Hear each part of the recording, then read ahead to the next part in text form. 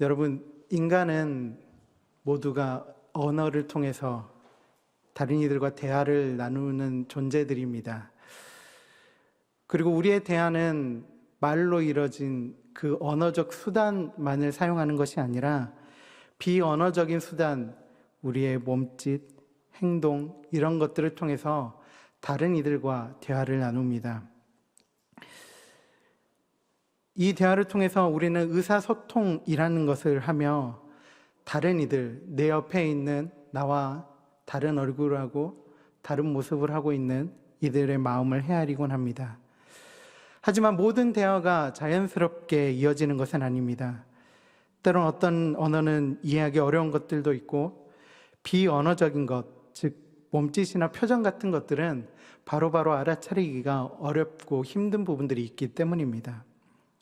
한 가지 예를 들어보면 기혼 남성들이나 연애를 해보신 분들께서는 이해하실 수도 있을 것인데 나의 배우자나 여자친구, 아내가 뜬금없이 나에게 하나의 질문을 던질 때가 있을 겁니다. 당신 뭐 잘못한 거 없어? 라고 말입니다. 이 질문에 1초의 망설임도 없이 대답하실 수 있는 분이 있으시겠죠? 네. 한 점의 부끄러움 없이 살아가시는 분들도 분명히 있기 때문에 아내나 여자친구의 이 물음에 즉시 나는 잘못한 게 없는데 내가 실수했나? 라고 대답하시는 분들도 있을 수 있을 겁니다.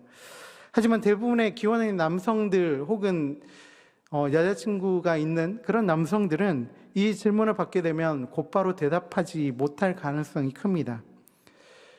그리고 재빨리 이 질문을 받자마자 생각하겠죠. 혹시 내가 뭐 시킨 거 안 한 거가 있나? 밥 먹고 음식물 좀 버리라고 했는데 내가 그거 빼먹었나? 아니면 아내 몰래 숨겨놨던 돈으로 뭐 좀 샀는데 그거 들켰나? 비상금이 들킨 건가? 라는 여러 가지 생각들이 머리에서 스쳐 지나갈 수도 있습니다. 그런 상황에서 이 상황을 솔직하게 대답하지 않고 이 상황을 모면하려고 대답할 때 가끔은 큰 사단이 벌어지기도 합니다. 아내가 원했던 대답이 아니라 더 큰 잘못들을 스스로 불어댐을 통해서 상황들을 악화시키는 경우도 생기는 것이기 때문입니다. 이런 질문들, 그리고 이런 질문에 대해서 곧바로 답을 하지 못하는 이유, 그 이유는 아주 간단히 말씀드리면 이 질문을 하는 사람의 그 의도, 그가 어떤 생각과 어떤 마음으로 이 질문을 하는지 정확히 알지 못하기 때문입니다. 앞서 들려드렸던 그 질문을 다시 한번 보면 그 질문 아주 간단합니다. 당신 뭐 잘못한 거 없어? 라는 이 질문은 단순히 너 잘못한 게 있는데 내가 너 그 잘못한 거 뭐 하나 알고 있는데 솔직히 얘기해봐 라는 그런 질문입니다.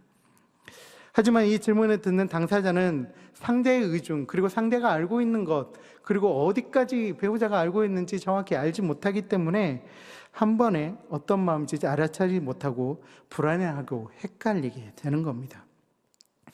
이때 상대방의 마음, 나의 배우자나 여자친구 아니면 다른 사람들의 마음을 우리가 알 수 있다면 얼마나 좋겠습니까? 어떤 의도에서 말을 하는지, 어떤 생각을 가지고 있는지 정확히 알 수만 있다면 상황을 크게 악화시키지 않을 수 있을 텐데 말입니다. 이런 경우는 부부 사이의 관계, 그리고 뿐만 아니라 우리가 살아가고 있는 모든 순간에도 다 적용할 수 있는 문제입니다. 연애를 시작하기 원하는 젊은 혹은 미혼 남녀 사이에서도 필요하고, 사업을 하는 사람들에게서도 필요하고, 그리고 판매를 하는 사람들에게도 필요하고, 정치적인 그런 협상을 하는 사람들에게도 마찬가지입니다. 하지만 모든 인간들에게는 그런 능력이 없습니다. 다른 사람들의 마음을 알아차릴 수 있는 그런 능력 말입니다. 때론 눈치가 빠르고 많은 경험을 통해서 다른 사람의 마음을 읽어내는 듯한 사람들도 있습니다. 하지만 그것은 어디까지나 그 사람의 경험에 의한 것일 뿐 그것이 정답이 될 수도 없고 되지도 않습니다. 그것은 그런 선택들이 종종 틀리기도 하기 때문입니다. 그리고 이런 누군가의 생각, 다른 이들의 마음을 알고 싶어 하는 것들은 우리의 신앙생활에서도 드러나곤 합니다. 단어와 문장의 사용이 조금 이상하고 어색하긴 하지만 우리들은 하나님의 생각을 알고 싶어 합니다. 하나님의 뜻과 하나님의 계획, 그리고 하나님의 방법, 이런 것들을 우리가 알고 싶어 한다라는 겁니다. 단순히 호기심에서 알고 싶어 하는 사람들도 있기도 하겠지만 대부분은 나의 상황들과 깊은 연관이 있습니다. 현재 내게 닥친 상황들 속에서 도저히 내 머리로는, 내 마음으로는, 내 가슴으로는 이해하지 못할 일이 일어날 때 우리는 그런 생각을 하곤 합니다. 하나님, 왜 내게 이런 상황들을 허락하시는 겁니까? 왜 내가 이런 일을 당해야 합니까? 왜 저 사람과 나를 만나게 하셨습니까? 앞으로 나는 어떤 일을 해야 합니까? 어떤 길로 걸어가야 하는 겁니까? 살다 보면 이런 수많은 질문들이 찾아오기도 하며 우리는 기도를 통해 하나님께 이런 질문을 드릴 때가 있기도 할 겁니다. 그 이유는 서두에서도 말씀드렸듯이 이해할 수 없기 때문입니다. 하나님께서 언어적으로, 비언어적으로 우리에게 말씀하신 그 모든 순간들과 모든 상황들을 우리의 머리로는, 부족한 인간의 머리로서는 도저히 이해할 수 없는 것들이 더 많기 때문입니다. 그럼에도 우리는 알고 싶어하는 열망들을 가득히 우리 안에 품고 있습니다. 나를 향한 하나님의 뜻과 계획과 방법이 무엇인지 알고 싶어하는 거라는 겁니다. 이는 내게 닥친 삶의 여러 가지 일뿐만 아니라 내 눈앞에 관찰되어지는 수많은 일들을 볼 때에도 마찬가지입니다. 하나님께서는 왜 이런 일들을 허락하셨는가? 하나님께서는 왜 악인들이 특세하는 것들을 그냥 두고 보시는가? 하나님께서는 왜 선한 이들이 고통 속에서 눈물을 흘리며 좌절을 경험하게 하시는가? 하나님께서는 왜 연약한 이들이 그 연약함으로 신음하다 스스로의 삶을 포기하는 상황들을 만들어 가시는가? 이런 수많은 상황들 속에 우리는 질문할 수밖에 없고 알고 싶을 수밖에 없을지 모릅니다. 하지만 이런 질문들 속에서, 이런 강렬한 갈급함 속에서도 우리는 여전히도 대답을 잘 찾아내지 못합니다. 찾으려고 노력하고 또 노력해도 그에 꼭 맞는 대답을 찾을 수 없는 현실을 마주하곤 합니다. 그 이유는 무엇일까? 그 이유는 여러 가지 것들이 있을 겁니다. 가장 중요한 것은 우리 안에 여전히도 죄성이 살아있고 하나님을 향한 우리의 마음들이 온전히 올려드리지 못하게 하는 그 죄들이 우리 안에 여전히 남아있기도 할 뿐만 아니라 어쩌면 우리의 질문의 시작점이 잘못되어 있기 때문에 그럴 수도 있을 겁니다. 하나님께서도 보여주시고 들려주시는 하나님의 음성, 그리고 하나님의 뜻을 전혀 다른 곳, 그리고 다른 모양으로 찾으려 하기 때문일 수도 있습니다. 오늘 우리가 함께 읽었던 사무엘상 1장 1절부터 18절의 주인공의 한나도 답을 찾기 원하는 사람이었습니다. 하나님의 뜻과 계획을 알고 그 뜻과 계획이 자신의 삶에 이루어지기를 간절히 구하는 사람이었습니다. 그러나 더 정확히는 자신이 직면하고 있는 그 고통에서 벗어나는 것, 수치를 벗어나는 것이 그녀의 가장 큰 간구였던 것으로 우리는 보입니다. 말씀에서 보면 한나의 겉으로 드러나는 모습 속에서는 부족함이 전혀 없는 사람처럼 보입니다. 그녀의 남편이었던 엘가나는 혈통적으로 레위 지파 고핫 계열에 속하였으며 아론의 아들 엘르아살의 후손이었습니다. 그리고 그는 엘가나는 부유했을 뿐만 아니라 매우 신앙적으로도 경건한 사람이었습니다. 그는 매년 가족들을 데리고 여호와께 제사를 드리기 위해서 올라가는 일들을 행했던 사람이었습니다. 한나는 이런 엘가나의 사랑을 듬뿍 받는 여인이었습니다. 한나가 자신의 괴로움에 슬피 울며 아무것도 먹고 있지 않을 때 엘가나는 한나에게 어찌하여 울며 아무것도 먹지 않고 있느냐? 왜 마음이 슬프냐? 내가 그대에게 12아들보다 더 낫지 않느냐라고 이렇게 말할 정도로 한나를 너무나도 아끼고 사랑하는 사람이었습니다. 이렇게 부유하고 명망 있는 가문의 사람과 결혼했고 그 사람의 사랑을 듬뿍 받는 한나의 모습을 보면 옆에 있는 사람들, 다른 사람들이 보기에는 부족함이 전혀 없어 보였습니다. 물론 지금 한나의 모습, 좋은 혼처의 시집을 간 것이나 남편의 사랑을 받는 것이 그녀에게 부족함이 없다라고 말하는 것은 현재의 관점에서 완전히 맞다라고 할 수는 없지만 3000년 전 이 시기에 한나는 부족함이 없는 여인이라고 평가받을 수 있을 만한 그런 삶을 살아내고 있었습니다. 이런 한나에게 우리도 말씀을 통해서 보아서 알듯이 중대한 결핍된 것이 하나 있었는데 자녀가 없다라는 점이었습니다. 게다가 엘가나의 다른 아내였던 브닌나에게는 자녀가 있었습니다. 이 당시 결혼한 여인에게 자녀가 없다라는 것은 큰 수치였고 수군거림을 당할 만한 일이었습니다. 한나는 그로 인해서 많이 괴로웠을 겁니다. 자녀가 없음으로 인한 부끄러움이 그녀에게 있었을 겁니다. 그런데 한나의 마음을 더 괴롭게 한 것은 엘가나의 다른 아내였던 브닌나가 자신을 향한 태도였습니다. 6절에서 브닌나가 한나를 심히 격분하게 하여 괴롭게 하였다라고 기록하고 있습니다. 스스로도 자녀가 없음으로 인하여 마음이 괴롭고 힘들었을 터인데 브닌나의 괴롭힘으로 인하여 그녀의 마음은 괴로움과 분노로 차오르기까지 했습니다.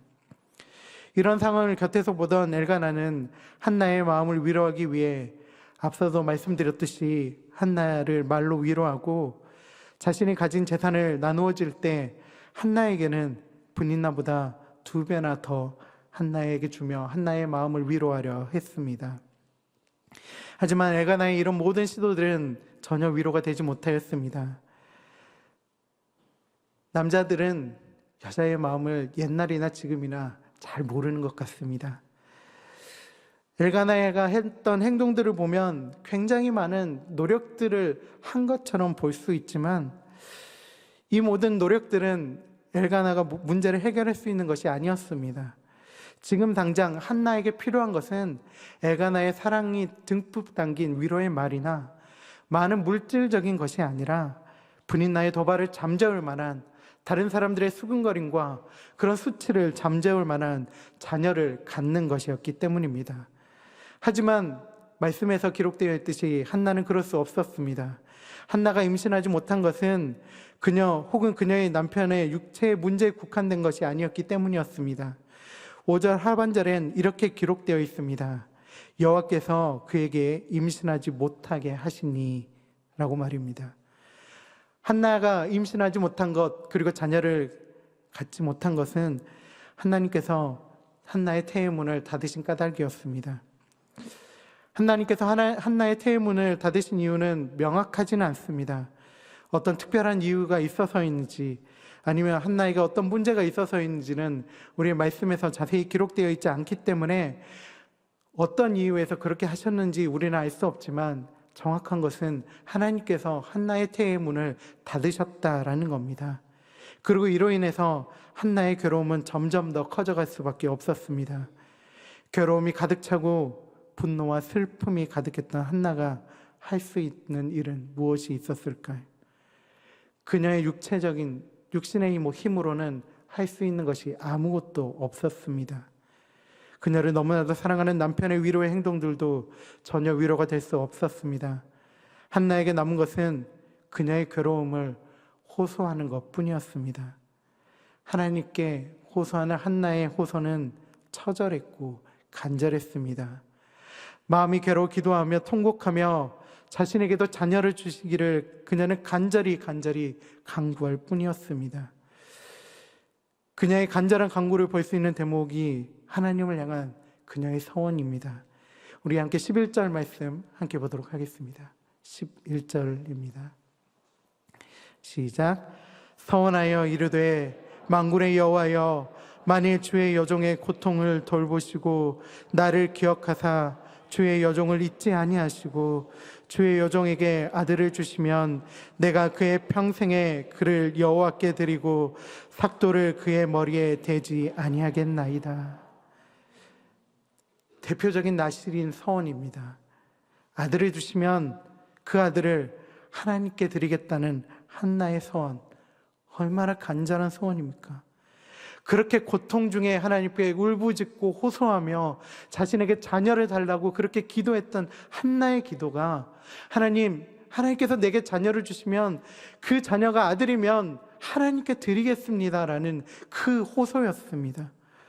얼마나 고통 중에 있었으면 하나님께서 주시면 드리겠습니다라고 그렇게 하나님께 고백하고 있는 것일까? 그만큼 한나는 자신의 이 모든 수치 그리고 이 괴로움이 사라지기를 하나님께 간절히 호소하고 있는 것입니다. 이런 한나의 이런 간절한 호소, 그의 고통에 찬 그 호소가 얼마나 컸던지 지나가는 엘리가 한나를 보며 한나가 취해서 주정 부린다라고 생각할 정도였습니다. 괴로움과 슬픔이 고도로 다다른 간절한 기도는 술주정 같아 보였던 겁니다. 엘리는 오해 아닌 오해를 하며 한나를 책망합니다. 어디 수혜를 취해 여호와의 전에 와서 술주정을 부리고 있느냐라고 강하게 책망하는 겁니다. 엘리야의 책망을 들은 한나는 항변하며 나는 술에 취한 것이 아니라 괴로움과 원통과 분노가 가득해서 그 마음을 가득히 담아 하나님께 호소하고 있는 것뿐이다 라고 그렇게 이야기합니다. 한나의 항변을 들은 엘리는 그녀를 오해했던 것이 미안했던 것인지 아니면 그 순간 하나님께서 엘리의 입을 통해서 한나에게 응답을 들려주신 것인지 우리의 말씀 속에서는 확실하지 않지만 한나를 축복합니다. 17절 말씀입니다. 17절 엘리가 대답하여 이르되 평안히 가라. 이스라엘의 하나님이 내가 기도하여 구한 것을 허락하시기를 원하노라 하니. 이 부분을 새 번역으로 보면 좀 더 이해가 쉬운데요. 그러자 엘리가 말하였다. 그렇다면 평안한 마음으로 돌아가시오.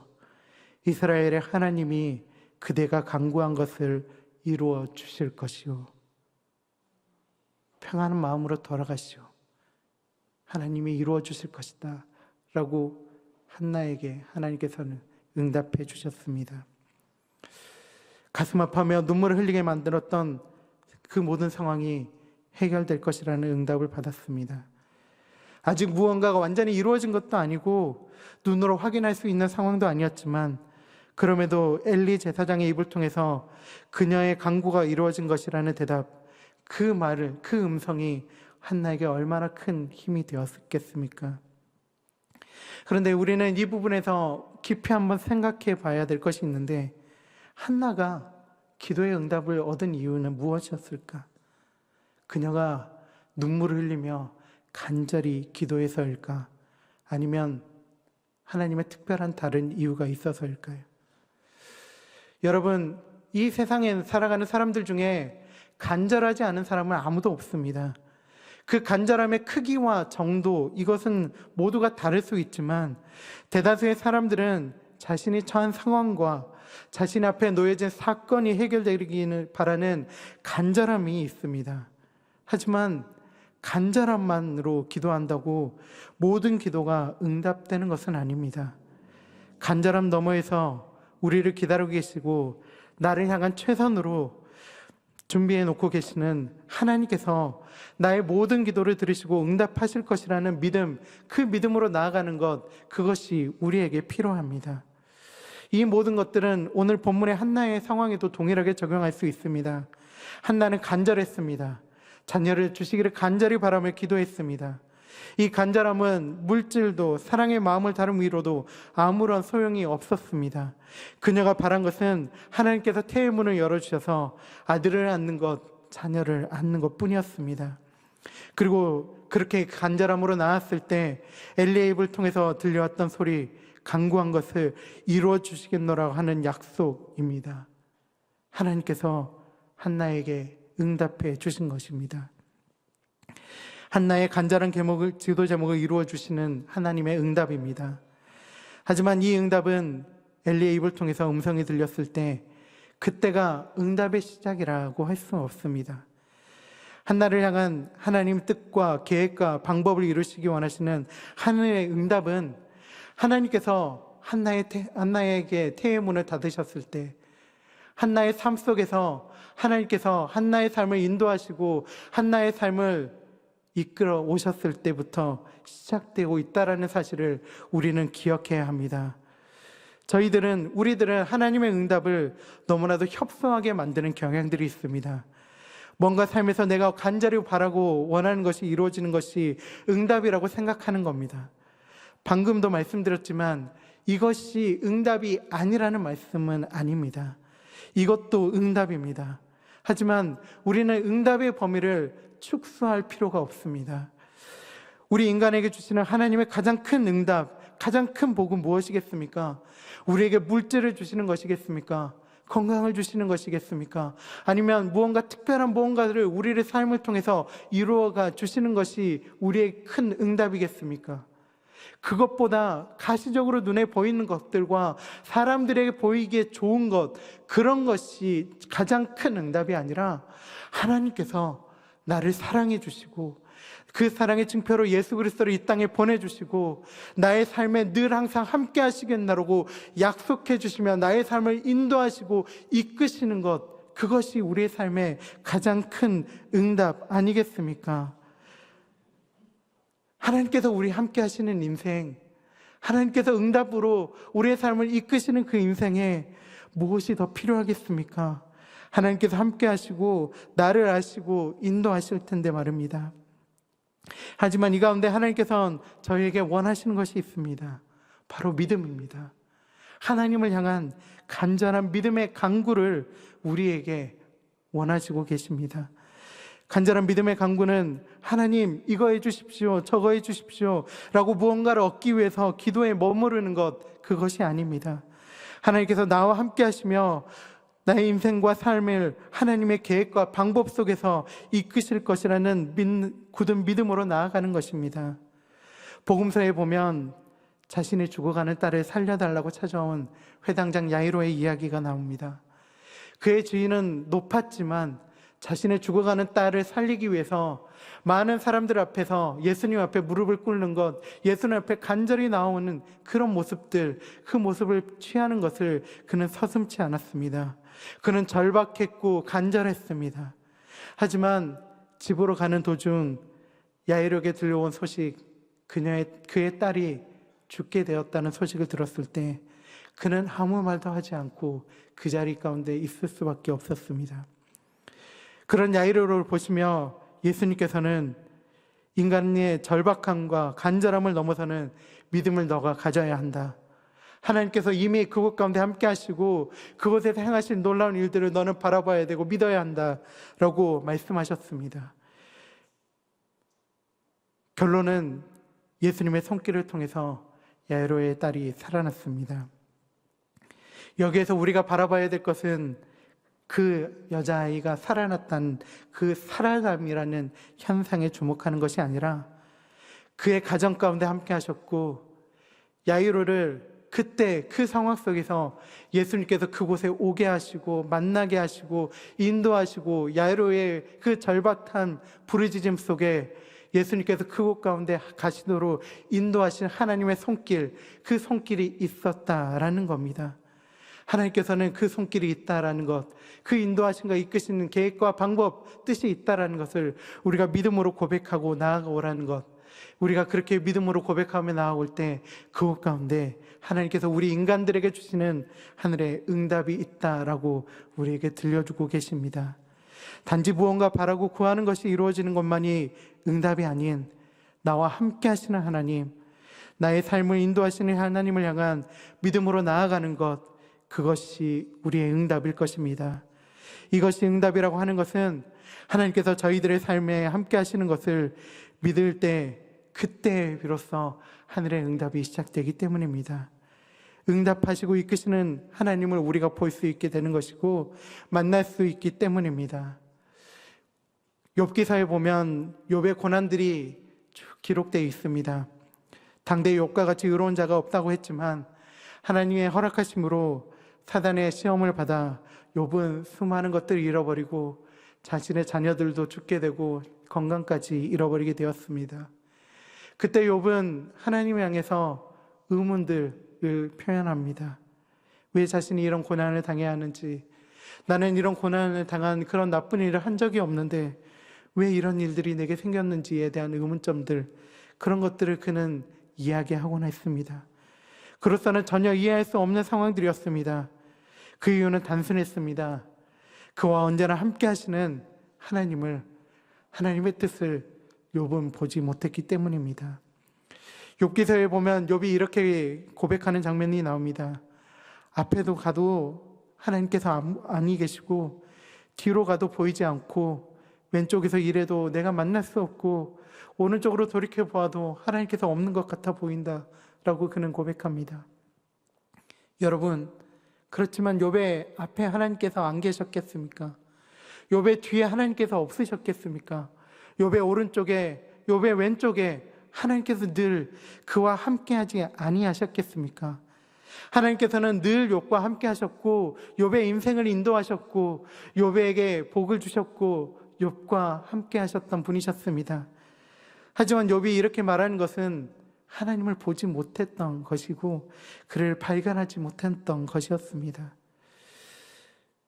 여러분, 하나님의 음성은 우리의 상황들 때문에 보이지 못한다고 해서 없으신 것이 아닙니다. 가시적인 것이, 물질적인 것이 내 눈앞에 어떤 것들이 이루어지지 않는다고 해서 없는 것이 아닙니다. 하나님의 응답은 지금 이 자리에 나와 함께 하시는 하나님을 찾고 믿음으로 고백하는 모든 이들에게 임하는 은혜입니다. 지금 우리의 눈에 보이지는 않지만 우리가 다른 것에 우리의 신경이 온통 쏠려서 그의 하나님의 기척을 우리는 느끼지 못할 때도 있지만, 하나님께서는 언제나 그곳에서 함께 서 계시고 우리와 함께 하시는 분이십니다.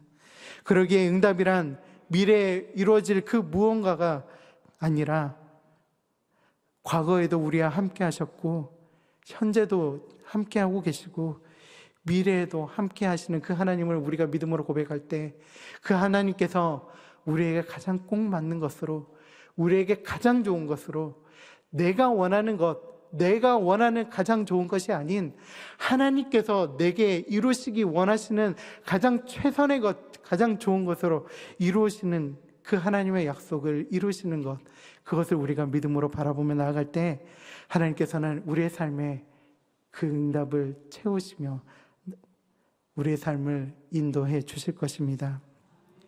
우리는 모릅니다. 우리가 다른 사람들의 마음을 모르듯이 우리는 하나님의 뜻과 계획과 방법을 모릅니다. 어떻게, 무슨 수로, 어떻게 이루어 가실지는 우리는 모르지만 분명한 것은 우리의 삶, 우리가 하나님을 간절히 믿음으로 구하며 나아갈 땐 하나님께서는 우리의 삶 속에 하나님의 뜻과 방법과 계획을 이루어가 주시는 분이시라는 겁니다.